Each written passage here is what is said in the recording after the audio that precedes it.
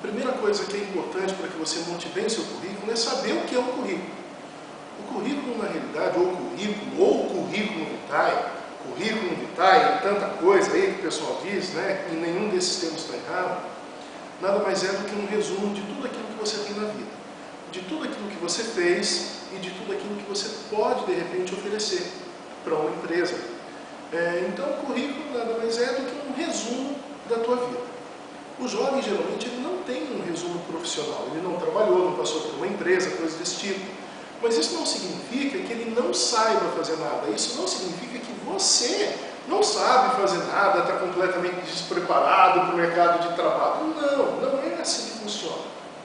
A empresa que vai contratar um jovem, ela sabe que o jovem tem uma certa dificuldade, mas muitas vezes ela quer justamente alguém que ela possa moldar, que ela possa colocar a maneira como ela espera que você venha atuar. Então não é um desespero. Mas se você não consegue colocar isso no papel, mostrar para a empresa o que você tem a oferecer para ela, aí fica difícil. Então, como é que eu começo? A dica que eu passo para você é que você faça seu currículo. Um erro muito comum que eu percebo é você pedir para um companheiro, um tio, um vizinho, um colega fazer o currículo para você. Por que eu acho que está errado? Quem conta a história da tua vida é você, não é outra pessoa. Então, quando você pensa e monta um currículo, você, de certa maneira, está se preparando para outras fases, como, por exemplo, a entrevista.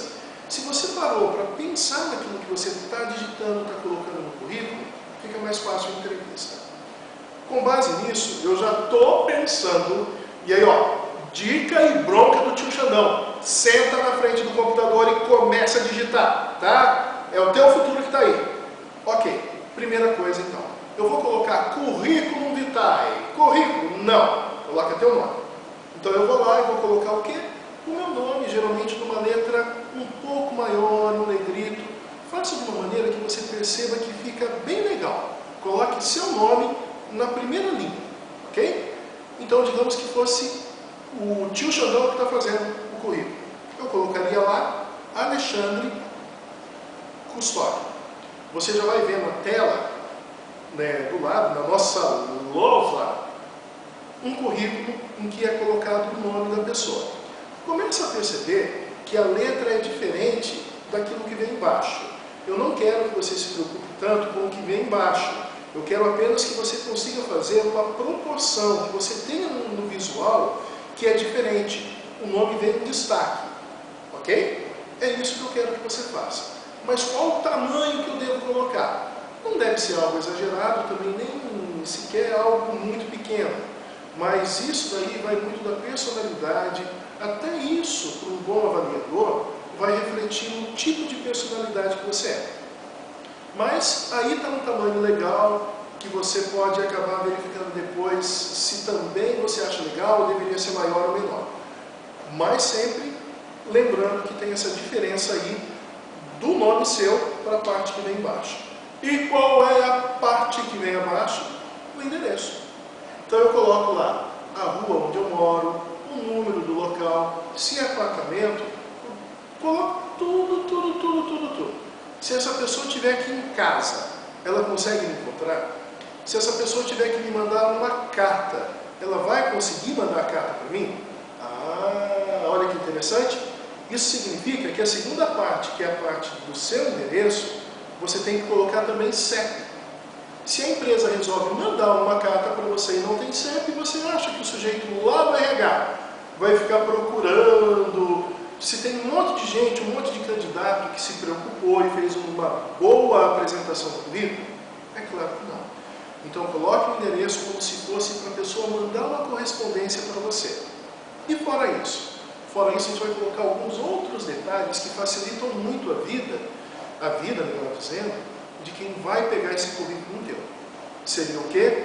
Telefone fixo, um telefone celular e também e-mail. Isso daí ajuda muito no contato. Por quê? Tento falar no fixo. Eu não consigo, ou eu preciso falar com você de outra maneira, eu ligo no celular. Se por um acaso a vaga exige que a pessoa tenha conhecimentos de informática, saber que você tem um e-mail pode facilitar.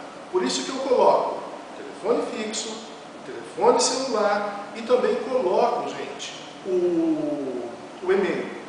Mas se você não tem o hábito de abrir o e-mail de maneira constante, não coloque e-mail. Porque imagine se a empresa pega teu currículo, achou interessante e a resposta não é por telefone, é por e-mail. O que vai acontecer? Convidamos você a comparecer amanhã à nossa empresa para fazer uma entrevista de emprego. Uma entrevista para estagiar aqui com a gente. Você só abre no final de semana. Você perdeu a oportunidade.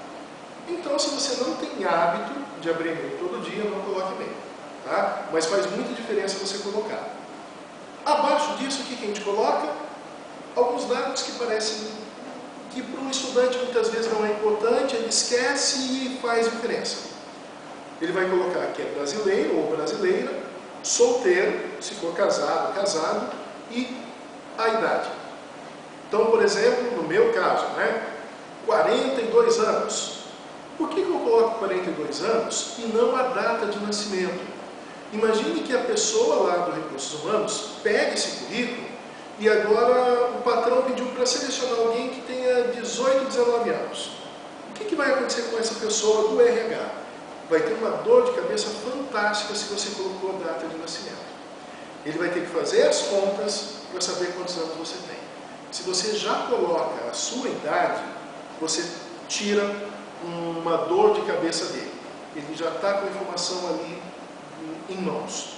Ajuda muito, tá? Palavra de quem trabalhou com isso.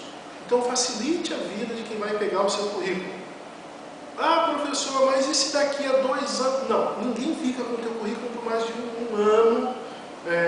Empresas de ponta ficam com o teu currículo por 6 meses a 1 ano no máximo. Eles jogam tudo fora. Por que isso? Porque sempre tem gente mandando mais. Eu não sei se aquela pessoa que mandou há 1 ano atrás, se ela ainda está desempregada. E se estiver desempregada, aí é sujeito ruim de emprego, hein?